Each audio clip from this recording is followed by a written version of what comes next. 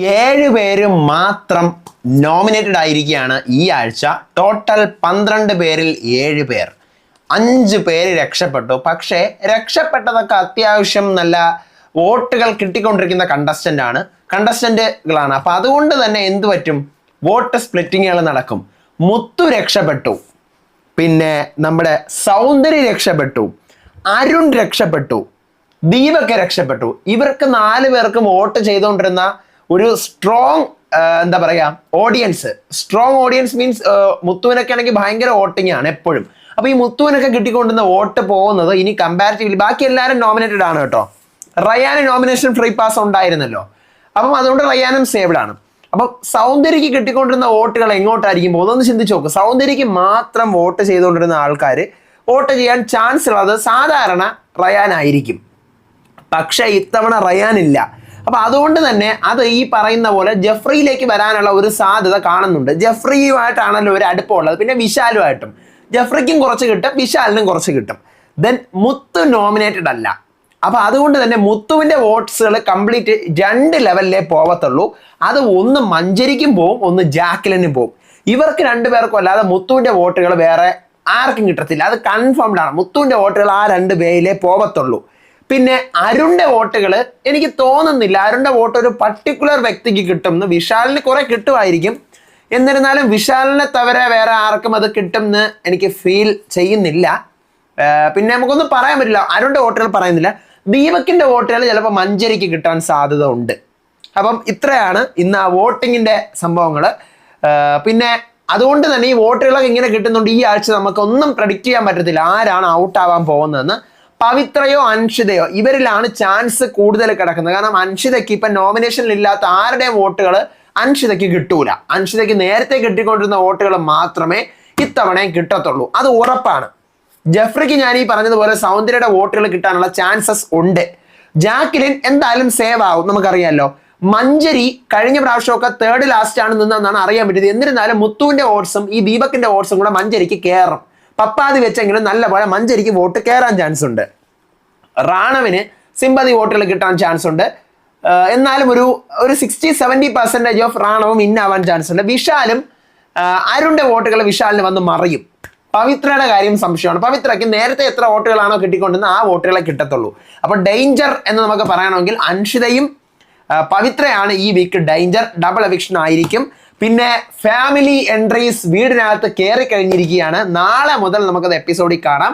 Big Boss season 8 തമിഴിന്റെ കഥ reviews ഒക്കെ നമ്മൾ പറഞ്ഞിരുന്നു. ഞാൻ പറഞ്ഞിട്ടാണ് വന്നത്. ഇന്ന് മുതൽ നമുക്ക് കഥയാണ്. വീക്കെൻഡ് തീരുന്നു, നമ്മൾ കഥ തുടങ്ങുന്നു. ഇന്ന് കയറിയത് ഞാൻ അറിഞ്ഞത് ദീപകിന്റെ ഫാമിലി കയറി, മഞ്ചരിയുടെ ഫാമിലി കയറി, വിശാലിന്റെ ഫാമിലി കയറി, റയാന്റെ ഫാമിലി കയറി. ഇവരിത്രയാണ് ഇന്ന് കയറിയത്. അപ്പൊ നാളെ നമുക്കത് എപ്പിസോഡിൽ ലൈവിലും എപ്പിസോഡിലൊക്കെ കാണാൻ പറ്റും. ഫ്രീ ടാസ്ക് ആണ്, പക്ഷേ ഇതിനകത്ത് വലിയൊരു ട്വിസ്റ്റ് ഇല്ല. നമ്മുടെ മലയാളം ബിഗ് ബോസിലൊക്കെ ആണെങ്കിൽ ട്വിസ്റ്റ് ഉണ്ടായിരുന്നു. ഈ കണ്ടസ്റ്റൻസ് കയറുന്നതിന് മുന്നേ തന്നെ എന്താ അവർ പ്രതീക്ഷിച്ചതേ ഇല്ല. തമിഴിൽ അങ്ങനെയല്ല, ഒരു ഡേ ഫിക്സ് ചെയ്തവിടെ വെച്ചിട്ടുണ്ട്. ഇത്രാമത്തെ ഡേയിൽ ഫാമിലി എൻട്രി ഉണ്ട്, 79ാമത്തെ ദിവസം എന്ന് പറയുന്നൊരു ദിവസം അവിടെ ഉണ്ടെങ്കിൽ അവിടെ ഫാമിലി എൻട്രി ഉണ്ടായിരിക്കും. അങ്ങനെ ഫിക്സ് ചെയ്ത് വെച്ചിട്ടുണ്ട്. അപ്പൊ അതുകൊണ്ട് അവർക്ക് നല്ലപോലെ അറിയാം. ഒരു ട്വിസ്റ്റും ഇല്ല. മാത്രമല്ല മിസ് ചെയ്യുന്ന ആരൊക്കെയാണെന്നൊക്കെ അവർ ചോദിക്കുന്നുണ്ട്. പിന്നെ ക്യാപ്റ്റൻ ഇല്ല വീട്ടില് ഈ ആഴ്ച. കഴിഞ്ഞ ആഴ്ച അവർ കാണിച്ചു വെച്ച വേലയിൽ ക്യാപ്റ്റൻ ഇല്ല. അപ്പൊ അതുകൊണ്ട് തന്നെ വീട്ടുകാർ തന്നെ സ്വന്തമായിട്ട് ടീമൊക്കെ തിരിഞ്ഞ് ഇതുവരെ ക്യാപ്റ്റൻ ആവാത്തവർ ഓരോ ദിവസം ക്യാപ്റ്റൻ ആവട്ടെ, പക്ഷെ പവർ കൊടുക്കാൻ പറ്റില്ല എന്നൊക്കെ പറഞ്ഞുകൊണ്ടുള്ള ഒരു സംഭവമൊക്കെ ഉണ്ടായിരുന്നു. ഷോപ്പിംഗ് ടാസ്ക് ഭയങ്കര എന്റർടൈനിങ് ആയിട്ട് ചെയ്യുന്ന ഒരു ഷോപ്പിംഗ് ടാസ്ക് ഉണ്ടെന്ന്. ബിഗ് ബോസ് സീസൺ 8 തമിഴ് സത്യം പറഞ്ഞു കഴിഞ്ഞാൽ ഏതാണ്ട് തീർന്നു. അപ്പോൾ വൈകിപ്പിക്കേണ്ട, തുടങ്ങാൻ നമുക്ക് ഇന്നത്തെ ബിഗ് ബോസ് സീസൺ 8 തമിഴിന്റെ day 78 December 23 full episode review ആയിട്ടാണ് ഞാൻ വന്നിരിക്കുന്നത്. So welcome back to Ansif moonlight media. I'm Ansif.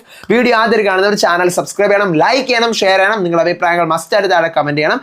ഇതുപോലത്തെ ബിഗ് ബോസിന്റെ അപ്ഡേറ്റ്സും റിവ്യൂസിനും ഒക്കെ ആയിട്ട് ഇപ്പം തന്നെ നമ്മുടെ പേജ് ഫോളോയും ചെയ്യണം.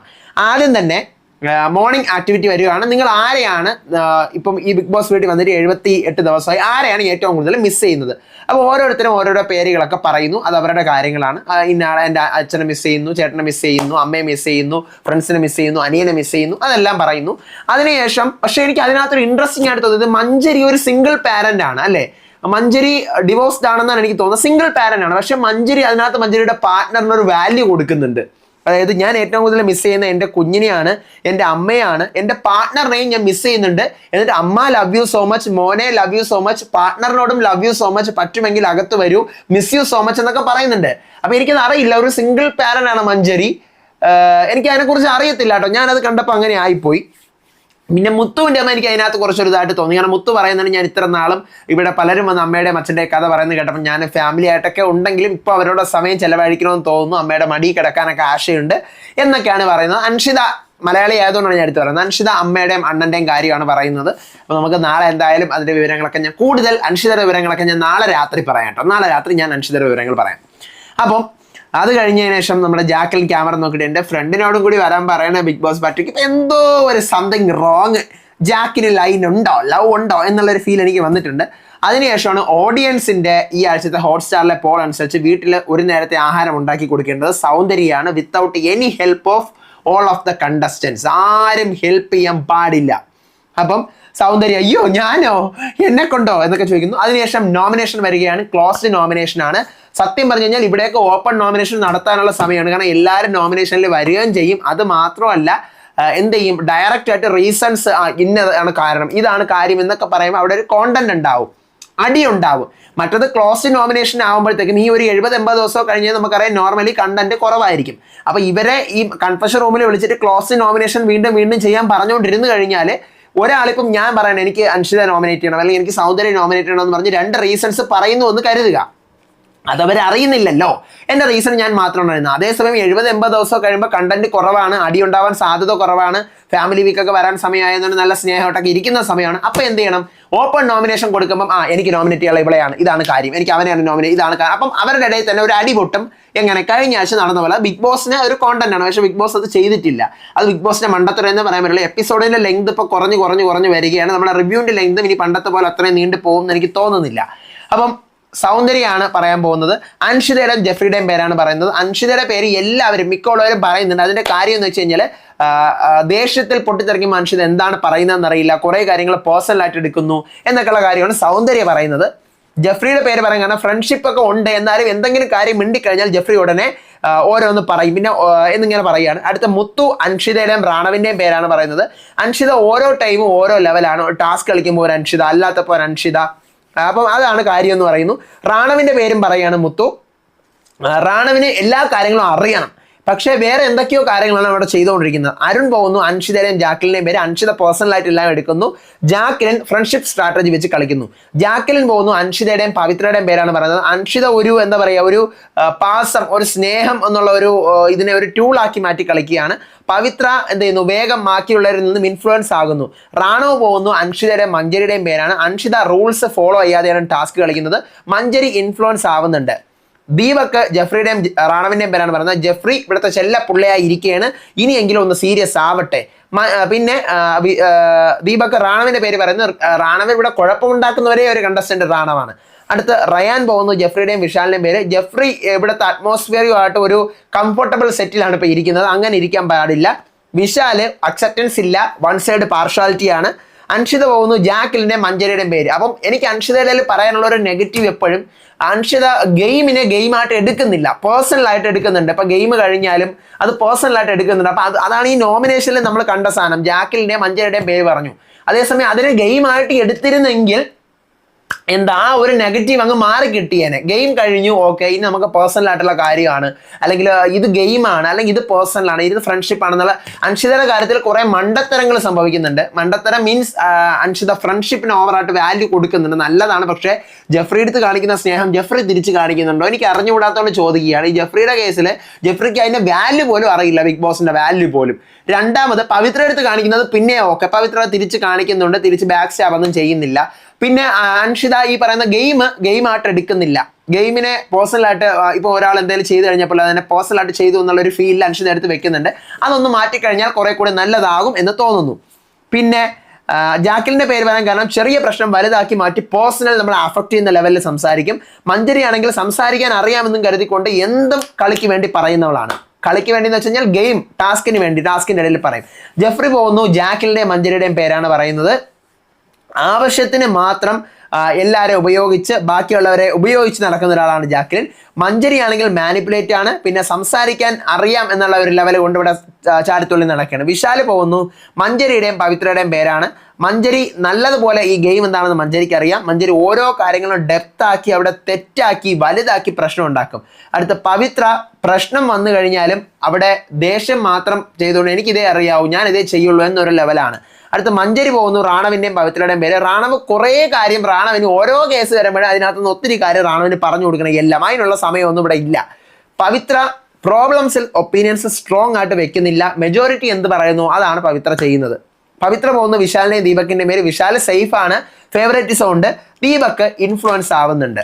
ഇത്രയാണ് ടോട്ടൽ നോമിനേഷൻ. അൻഷിതയ്ക്ക് 5 വോട്ട്, ജെഫ്രിക്ക് 3 വോട്ട്, ജാക്ലിന് 3 വോട്ട്, മഞ്ജരിക്ക് 4 വോട്ട്, റാണവിന് 3 വോട്ട്, വിശാലിന് 2 വോട്ട്, ദീപക്കിന് 1 വോട്ട്, പവിത്രയ്ക്ക് 3 വോട്ട്. ഇതാണ് ടോട്ടൽ വോട്ട്സിന്റെ ഡിസ്ട്രിബ്യൂഷൻ.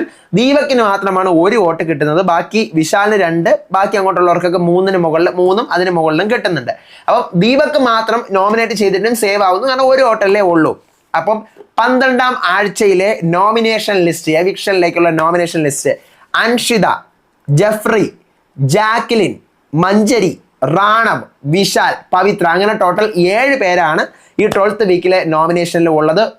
ഒന്നുമേ എക്സ്പെക്ട് ചെയ്യാൻ പറ്റില്ല, അൻഷിതയോ പവിത്രയോ ആയിരിക്കാം എന്ന് എനിക്ക് പറയാൻ പറ്റുള്ളൂ. ഓക്കെ, ഇനി അടുത്ത് സേഫ് ആയവർ ആരും പറയാത്തത്: സൗന്ദര്യയുടെ പേര് ആരും പറഞ്ഞിട്ടില്ല, മുത്തുവിന്റെ പേര് ആരും പറഞ്ഞിട്ടില്ല, അരുണിന്റെ പേര് ആരും പറഞ്ഞിട്ടില്ല. ദീപക് സേഫ് ആണ്, ഒരാൾ മാത്രമേ ദീപകിന്റെ പേര് പറഞ്ഞിട്ടുള്ളൂ. പിന്നെ റയാന് നോമിനേഷൻ ഫ്രീ പാസ് കിട്ടിയതുകൊണ്ട് റയാൻ ഈ ആഴ്ചയും നോമിനേഷനിൽ പറയാൻ പാടില്ല റയാന്റെ പേര്. അപ്പം ഇത്രയും പേര് സേഫ് ആണ്. 7 പേര് മാത്രമാണ് നോമിനേറ്റഡ് ആയിരിക്കുന്നത്. ഡബിൾ എവിക്ഷൻ തന്നെ ആയിരിക്കും കേട്ടോ, കാരണം ഇനിയിപ്പോൾ വരുന്ന വീക്കിൽ ഒരു ഡബിൾ എവിക്ഷൻ നടക്കണം. ഡബിൾ എവിക്ഷൻ നടന്നിട്ട് അതിനുശേഷം വരുന്ന വീക്കിലും ഒരു ഡബിൾ നടക്കണം. അതിനുശേഷം അപ്പം അതായത് ഈ വീക്കിൽ ഡബിൾ എവിക്ഷൻ നടക്കും, ഫാമിലി വീക്ക് കഴിഞ്ഞിട്ട് ഡബിൾ എവിക്ഷൻ നടക്കും. അതിനുശേഷം ടിക്കറ്റ് ടു ഫിനാലെ ആയിരിക്കും, അതിനുശേഷം ഒരു ഡബിൾ എവിക്ഷൻ നടക്കണം. അതിനുശേഷമാണ് പണപ്പെട്ടി വരുന്നത്. പണപ്പെട്ടി വരുമ്പോൾ തന്നെ ഒരാൾ പോകും. പണപ്പെട്ടിയുടെ ആ വീക്കിന്റെ എൻഡിൽ ഒരാളെ ഔട്ടാക്കാൻ പറ്റത്തുള്ളൂ, കാരണം പണപ്പെട്ടിയിൽ ഒരാൾ പോകുന്നതുകൊണ്ട് ചിലപ്പോൾ ഒരു എവിക്ഷനെ നടക്കത്തുള്ളൂ. അപ്പം 4 പേര് ഔട്ടാവും. അതിനുശേഷം പിന്നീട് വരുന്നതെന്ന് വെച്ച് കഴിഞ്ഞാൽ നമ്മുടെ 90 പണപ്പെട്ടിയുടെ വീക്കെൻഡ് കഴിഞ്ഞിട്ട് അതിനുശേഷം ഒരു ടോപ്പ് 6ന്റെ എവിക്ഷൻ വരും. അതിൻ്റെ ഒരു മിഡിലിൽ ഒരു എവിക്ഷൻ കൂടി നടക്കും. അപ്പം 5 പേര് പോവും. പിന്നെ ചിലപ്പോൾ എങ്ങാണ്ടെങ്ങാനും ഒരു ഡബിൾ എവിക്ഷൻ വല്ലതും അതിന് മുന്നേയോ അല്ലെങ്കിൽ അതിൻ്റെ കൂട്ടത്തിലോ അല്ലെങ്കിൽ ഫിനാലയുടെ തലേന്നോ ഒക്കെ നടക്കുന്നെങ്കിലേ ഉള്ളൂ. അത് നമുക്ക് എന്തായാലും കാത്തിരുന്ന് തന്നെ അറിയാം. അങ്ങനെ ആയിരിക്കും. ഇനിയിപ്പോൾ എന്തായാലും ഡബിൾ തന്നെ വരും. അൻഷിതയ്ക്ക് ഭയങ്കര ഡേഞ്ചറിലാണ് കേട്ടോ. ഞാൻ അൻഷിതയുടെ കേസ് എടുത്തെടുത്ത് പറയാൻ കാരണം എനിക്ക് തോന്നുന്നൊരു കാര്യമാണ്, മലയാളി ഓഡിയൻസ് ഒത്തിരി പേര് കാണുന്നുണ്ട്. അൻഷിത ഉള്ളത് കൊണ്ട് കുറേ പേര് കാണുന്നുണ്ട്. എനിക്ക് മെസ്സേജ് അയക്കുന്നവർ ചോദിക്കുന്നുണ്ട്. അതുകൊണ്ടാണ് ഞാൻ അൻഷിതയുടെ കേസ് എടുത്ത് പറയുന്നത്. അല്ലാതെ ഞാൻ ഈ പറഞ്ഞ പോലെ എനിക്ക് ഒരു പാർഷ്യാലിറ്റിയും ഒരു കണ്ടസ്റ്റൻസിനോടും ഇല്ല. പ്രത്യേകിച്ച് ഞാൻ അൻഷിതയുടെ ഉമ്മീൻ്റെ അടുത്തൊക്കെ സംസാരിക്കുന്നതാണ്, മെസ്സേജ് അയക്കുന്നതാണ്, സംസാരിക്കാറുണ്ട്. ഞാൻ ഒരു പാർഷ്യാലിറ്റിയും കാണിക്കാറില്ല, ഒരു പാർഷ്യാലിറ്റി ഞാൻ സംസാരിച്ചിട്ടുമില്ല. അവർക്കും അതറിയാം, എൻ്റെ അൻഷി എന്താണോ അവിടെ ചെയ്യുന്നത് അതാണ് ഞാൻ റിവ്യൂ ചെയ്യുന്നതെന്നാണ് അവരുടെ ഒപ്പീനിയൻ. അപ്പോൾ അതുകൊണ്ട് തന്നെ ഞാൻ അൻഷിതയുടെ കേസ് മലയാളി ആയതുകൊണ്ടും കുറേ പേര് തിരക്കുന്നുണ്ട്. അപ്പോൾ അതുകൊണ്ടാണ് ഞാൻ അൻഷിതയുടെ കേസ്, അൻഷിത ഏത് വന്നു കഴിഞ്ഞാൽ ഞാൻ അൻഷിതയുടെ കേസ് അങ്ങനെയാണ്, അൻഷിതയുടെ കേസ് ഇങ്ങനെയാണ്, അൻഷിതയുടെ കേസ് ഇങ്ങനെയാണെന്ന് പറയുന്നത്. അല്ലാതെ എനിക്ക് ഞാൻ പറഞ്ഞല്ലോ, എൻ്റെ ഒരു സ്ട്രോങ് കണ്ടസ്റ്റൻസ് എന്ന് പറയുന്ന ഒരു ലെവലിൽ ഞാൻ ബിഗ് ബോസ് സീസൺ 8 കണ്ടിട്ടുള്ളത്. അൻഷിത ഞാൻ സ്ട്രോങ് അല്ല, ഓക്കെ കണ്ടസ്റ്റൻറ്റ്, പക്ഷേ അൻഷിതയേക്കാൾ വീക്കായിട്ടുള്ള കണ്ടസ്റ്റൻസും ഉണ്ട്, അൻഷിതയേക്കാൾ സ്ട്രോങ് ആയിട്ടുള്ള കണ്ടസ്റ്റൻസും ഉണ്ട്. ഒത്തിരി തന്നെ ഞാൻ അൻഷിതയുടെ പോസിറ്റീവ് പറഞ്ഞിട്ടുണ്ട്, നെഗറ്റീവ്സും പറഞ്ഞിട്ടുണ്ട്. ആർക്കെങ്കിലും അങ്ങനെ എന്തെങ്കിലും തോന്നുന്നുണ്ടെങ്കിലോ എന്ന് വിചാരിച്ചിട്ടാണ് ഞാനിത് പറയുന്നത്. കാരണം ഞാൻ ഇതുവരെ അങ്ങനെ പറഞ്ഞിട്ടില്ല. പക്ഷേ അൻഷിതയുടെ കേസ് മലയാളി ആയതുകൊണ്ട് നമ്മുടെ മലയാളം ബിഗ് ബോസിന് വരാൻ വേണ്ടി ഒത്തിരി പേര് വെയിറ്റ് ചെയ്തിരുന്നതാണ്. കഴിഞ്ഞ പ്രാവശ്യം ഞാൻ പ്രഡിക്ഷൻ ലിസ്റ്റിലൊക്കെ പറഞ്ഞ പേരുമാണ് അൻഷിതയുടെ. അപ്പോൾ അതുകൊണ്ടാണ് ഞാൻ അൻഷിതയുടെ കേസ് പറഞ്ഞ് എടുത്ത് പറയുന്നത്. വീണ്ടും ഇനി ആ കേസ് പറയുന്നില്ല, നമുക്ക് അവിടെ നിന്ന് മാറാം. അങ്ങനെ അതിനുശേഷം സൗന്ദര്യമാണ് ഒറ്റയ്ക്ക് ഫുഡൊക്കെ പ്രിപ്പയർ ചെയ്യാനുള്ളത്. സൗന്ദര്യം എന്തൊക്കെയോ ഉണ്ടാക്കുന്നു, ചോറൊക്കെ വെച്ചിട്ട് അയ്യോ ഇതിനകത്ത് വെള്ളം ഇല്ലല്ലോ, വെള്ളം വടിക്കണോ, അരി വടിക്കണോ, വെള്ളം കളയണോ, തക്കാളിയൊക്കെ വെച്ചുള്ള പുളിയെല്ലാം വാരിയിട്ട് ഉപ്പൊന്നുമില്ല. അങ്ങനെ അതിനുശേഷം അങ്ങനെ വീട്ടുകാരെ ഒരുവിധം ആഹാരമൊക്കെ കഴിക്കുന്നു. ഷോപ്പിംഗ് ടാസ്ക് വരുന്നു. ബിഗ് ബോസ് പറയുകയാണ്, ഞാൻ ഒരു വരി പറയും, ആ വരി ഏത് പാട്ടിൻ്റെ വരികളാണെന്ന് നിങ്ങൾ കണ്ടുപിടിക്കണം. അപ്പം ഞാൻ വരി പറയുന്നത്, ഇപ്പോൾ ഒരു എക്സാമ്പിൾ ഒരു പാട്ട് എടുക്കുകയാണെങ്കിൽ എന്താ, നമ്മുടെ ഇപ്പോൾ ട്രെൻഡിങ് ആയി നിൽക്കുന്ന പാട്ട് ഏതാ, മല്ലിക വാണൻ്റെ അമ്പുകളോ, ആ പാട്ട് ഇപ്പോൾ ട്രെൻഡിങ് അല്ലേ. അപ്പോൾ അതുകൊണ്ട് ഞാൻ അത് തന്നെ എക്സാമ്പിൾ എടുക്കാം.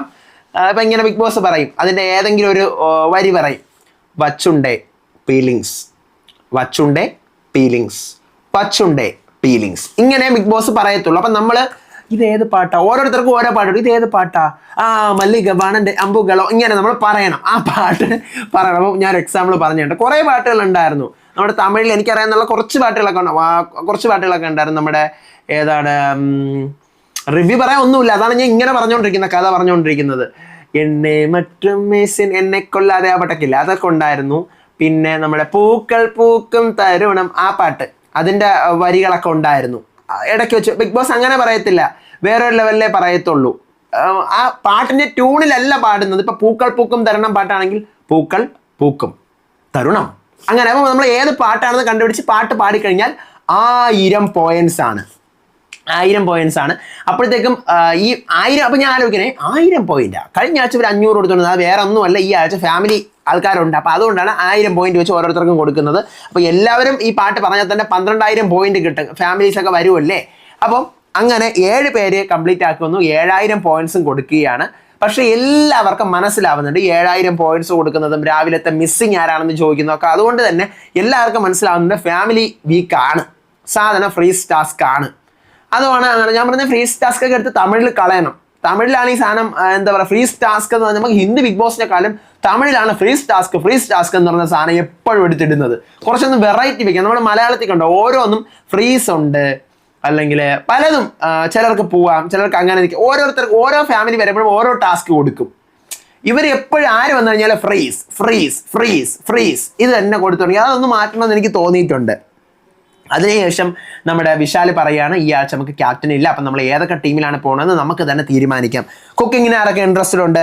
Jacqueline, Manjari, Ranav, Arun, Vishal കുക്കിങ്ങിന്റെ in charge. വെസലിന് മുത്തു, പവിത്ര, ദീപക്, റയാൻ. അടുത്ത് ഹൗസ് ക്ലീനിങ്ങിന് ജെഫ്രി, അൻഷിത, സൗന്ദര്യ. ബാത്റൂമിന് അവർ തന്നെ നോക്കാം. സ്റ്റോർ റൂമിന് ഇത്തവണ മുത്ത് പറഞ്ഞു, സ്റ്റോർ റൂമിന് നമുക്കൊരു ഇത് വെക്കാം, സ്റ്റോർ റൂം ഇൻചാർജ് ആയിട്ട്. ബെല്ലടിക്കുമ്പോൾ എല്ലാവരോടും ഒരുമിച്ച് ഓടിപ്പോണം, ആരാണോ ആദ്യം തുറക്കുന്നത് അവരാണ് സ്റ്റോർ റൂം ഇൻചാർജ്. പക്ഷേ മൈക്കിന്റെ ബാറ്ററി എനിക്കൊന്നും വയ്യ, അങ്ങനെയൊന്നും പറയരുത് എന്ന് പറയുന്നുണ്ട്. പക്ഷെ അത് ആക്ച്വലി പോസിബിൾ ആവത്തില്ല. ഇപ്പം ചിലർക്ക് എനിക്കൊന്നും വയ്യ സ്റ്റോർ റൂം ഇൻചാർജ് ആവാം എന്ന് പറഞ്ഞിരിക്കുന്ന ആരെങ്കിലും ഉണ്ടെങ്കിൽ ബസ്സിൽ അടിച്ചു കഴിഞ്ഞാൽ അവർ പോകത്തില്ല. അപ്പോൾ അതുകൊണ്ട് മുത്തുൻ്റെ ഈ ഐഡിയ പാളം, പക്ഷേ എല്ലാവരും ഓക്കെ പറഞ്ഞിട്ടുണ്ട്. അപ്പോഴാണ് ജാക്കിലിനൊരു കിടിക്കാച്ചി സാധനം പറയുന്നത്, ഇപ്പം ഈ ആഴ്ച ക്യാപ്റ്റൻ ഇല്ല, അതുകൊണ്ട് തന്നെ ഇതുവരെ ക്യാപ്റ്റൻ ആവാത്ത ഞാൻ ക്യാപ്റ്റൻ ആയിട്ടില്ല, സൗന്ദര്യ ക്യാപ്റ്റൻ ആയിട്ടില്ല, നമ്മുടെ അൻഷിത ക്യാപ്റ്റൻ ആയിട്ടില്ല. അപ്പം ക്യാപ്റ്റൻ ആവാത്ത ആൾക്കാർ ഈ ഒരു ആഴ്ച എന്തായാലും ക്യാപ്റ്റൻ ഇല്ല, ഓരോ ദിവസം ഓരോ ക്യാപ്റ്റൻ ആവട്ടെ എന്ന് പറയണം. അപ്പം മഞ്ജരി പറയണം, അത് ഓക്കെ, അതൊക്കെ ശരി തന്നെ, ക്യാപ്റ്റൻ ആയിട്ട് നിൽക്കുന്ന. പക്ഷേ ടാസ്കിന്റെ കേസ് പറയുമ്പം ക്യാപ്റ്റൻ ആയിട്ട് നിൽക്കുന്ന, ഇപ്പം ഇന്നത്തെ ദിവസം ജാക്ലിൻ ആണെങ്കിൽ ജാക്ലിൻ നിൽക്കുന്ന ദിവസം ടാസ്കുകൾ വരുമ്പോൾ ഇവിടെ പറയുന്നവർ കേൾക്കത്തില്ല, ബാക്കിയുള്ളവർ കേൾക്കത്തില്ല. കാരണം യഥാർത്ഥ ക്യാപ്റ്റൻ അല്ലല്ലോ, അപ്പോൾ അതുകൊണ്ട് ആരും കേൾക്കത്തില്ല. വീട്ടിലെ കാര്യങ്ങളൊക്കെ ആണെങ്കിൽ ഓക്കെ എന്ന് പറയുന്നത്. മഞ്ജരി പറഞ്ഞ ആ സാധനം കറക്റ്റ് കാര്യം തന്നെയാണ്. പക്ഷേ ഈ ആഴ്ച വേറെ അടിയൊന്നും പൊട്ടൂല, കാരണം ഫാമിലി വീക്ക് ആയതുകൊണ്ട് ഒരു അടിയും നടക്കത്തില്ല. അപ്പോഴാണ് മുത്തു പറയാണ്, ഒരു കാര്യം ചെയ്യാം, നമുക്ക് പവർ കൊടുക്കാൻ പറ്റത്തില്ല, കാരണം ബിഗ് ബോസ് ഇത്തവണ ഭയങ്കര കലിപ്പിലാണ്, അപ്പോൾ നമുക്ക് പവർ ഒന്നും കൊടുക്കാൻ പറ്റത്തില്ല. പക്ഷേ കുറേ റെസ്പോൺസിബിലിറ്റീസ് ഉണ്ട് ക്യാപ്റ്റൻ്റെ. ടാസ്ക് ലെറ്റർ വായിക്കുക, നോട്ടീസ് വരുമ്പോൾ അത് എടുക്കുക, മൈക്ക് എടുത്തുകൊണ്ട് കൊടുക്കുക, പട്ടി കുരയ്ക്കുകയാണെങ്കിൽ ശിക്ഷ കൊടുക്കുക, മൈക്ക് നേരിടുക, അപ്പോൾ അതൊക്കെ നോക്കാം. ഒരു ഡിസിഷൻ മേക്കിംഗ് വേണ്ട, റെസ്പോൺസിബിലിറ്റീസ് മാത്രം കൊടുക്കാം. അപ്പോഴത്തേക്കും ജാക്കിൽ പറഞ്ഞു, ഓക്കെ ഓർഗനൈസ് ചെയ്യാൻ വേണ്ടിയിട്ട് നമുക്ക് കൊടുക്കാം. അപ്പം നാളത്തെ ആരാണ് ഇത് ക്യാപ്റ്റൻ ഇൻചാർജ്? അപ്പോൾ അത് ഓക്കെ, സൗന്ദര്യ. അപ്പോൾ സൗന്ദര്യയാണ്. അപ്പോൾ ബിഗ് ബോസ് പറയാണ്, സൗന്ദര്യം ഇന്ന് ഫുഡ് ഉണ്ടാക്കിയ നല്ല ഇൻട്രസ്റ്റിംഗ് ആയിരുന്നു. അപ്പോൾ അതുകൊണ്ട് തന്നെ ഇതുവരെ ഫുഡ് ഈ വീട്ടിൽ പ്രിപ്പയർ ചെയ്യാത്ത എല്ലാവരും നാളെ മുതൽ ഓരോ ദിവസം എടുത്ത് അങ്ങോട്ട് പ്രിപ്പയർ ചെയ്തു. അപ്പോൾ ആരൊക്കെയാണ്? മുത്തു, ജെഫ്രി, പവിത്ര, സൗന്ദര്യ, റാണവ്, റയാൻ, അരുൺ. ഇവരൊക്കെയാണ് നാളെ മുതൽ ഫുഡ് പ്രിപ്പയർ ചെയ്യാനുള്ള ഓരോ നേരത്തതും. അപ്പം ഹെൽപ്പ് ചെയ്യാൻ പാടില്ല. റാണവിന് കൈ വയ്യാത്തതുകൊണ്ട് മാത്രം ഒരാളുടെ ഹെൽപ്പ് വേണം. അതിനുശേഷം ക്രിസ്മസ് ഗിഫ്റ്റ് എന്നൊക്കെ പറഞ്ഞുകൊണ്ടൊക്കെ ഇവർ കുറേ അങ്ങോട്ട് ക്രിസ്മസ് ഗിഫ്റ്റ്, പവിത്ര ഫയർ ആവാൻ പറഞ്ഞില്ലേ, ഫയർ എക്സ്റ്റിംഗ്വിഷർ എന്നൊക്കെ പറഞ്ഞുകൊണ്ട് സോഫ ഗിഫ്റ്റ്, പവിത്ര നിനക്ക് എന്ത് ഗിഫ്റ്റാണ് വേണ്ടത്, റാണവ് നിനക്ക് തന്നെ ഗിഫ്റ്റ് തരാം എന്നൊക്കെ പറഞ്ഞുകൊണ്ട് കുറേ കളി തമാശയും ചിരിയൊക്കെയാണ്. ഇനി എപ്പിസോഡിൽ അതൊക്കെ കാണത്തുള്ളൂ അങ്ങോട്ടുള്ള ദിവസങ്ങളിൽ. മഞ്ജരി രാത്രി ഉറങ്ങാൻ കിടക്കുന്നു, നാളെ ഫ്രീസ് ടാസ്ക് ആയിരിക്കണമേ ദൈവമേ എന്നൊക്കെ പറഞ്ഞു. അപ്പോൾ എല്ലാവർക്കും അറിയാം ഫ്രീസ് ടാസ്ക് ആണെന്നുള്ള കാര്യം. നാളെ നമുക്ക് കാണാം. എന്തായാലും നാളെ നമുക്ക് അറിയാം കേട്ടോ. നാളെ നമുക്ക് ബാക്കി കാര്യങ്ങൾ, നാളെ രാത്രി ഞാൻ അൻഷിതയുടെ കേസ്, ഫാമിലി എൻട്രിയുടെ കേസൊക്കെ നാളെ രാത്രി പറയാം എന്താണെന്നുള്ള കാര്യം. ഞാൻ അറിഞ്ഞിട്ടുണ്ട്, ഞാൻ അതിൻ്റെ കാര്യം നാളെ രാത്രി പറയാം. പെർമിഷൻ ഇല്ല. ഓക്കെ, അപ്പോഴേ ഇതാണ് ഇന്നത്തെ എപ്പിസോഡിൻ്റെ കേസ്. നിങ്ങൾക്ക് എന്താണ് തോന്നിയിട്ടുള്ളത്? നമ്മൾ സീസൺ തീർന്നവിടെ ഇനി കുറച്ച് ദിവസം കൂടെ ഉള്ളൂ. അപ്പം നിങ്ങൾക്ക് എൻ്റെ റിവ്യൂവിനെ പറ്റിയുള്ള അഭിപ്രായങ്ങൾ മസ്റ്റായിട്ട് കമൻറ്റ് ചെയ്യുക. ബിഗ് ബോസിനെ കുറിച്ചുള്ള അഭിപ്രായങ്ങൾ കമൻറ്റ് ചെയ്യുക. നാളത്തെ വീഡിയോ ആയിട്ട് വരാം, റിവ്യൂ ആയിട്ട് വരാം, അപ്ഡേറ്റ് ആയിട്ട് വരാം. അപ്പോൾ അതുവരേക്കും bye bye and take care.